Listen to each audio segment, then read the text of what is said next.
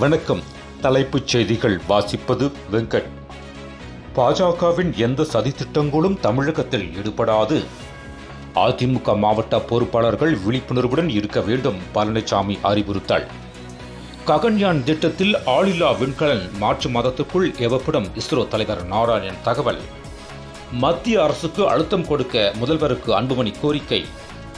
பருவமழைக்கு முன்பே கொடைக்கானலில் தொடங்கியதா பனிக்காலம்.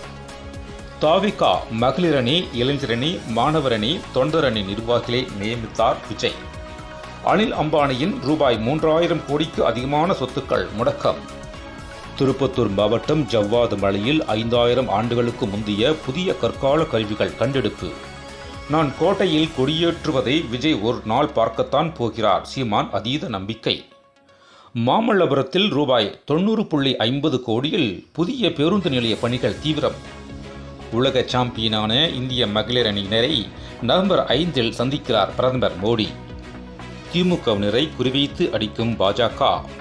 அதில் முதல் பலி நான். KN நேரு அதிரடி.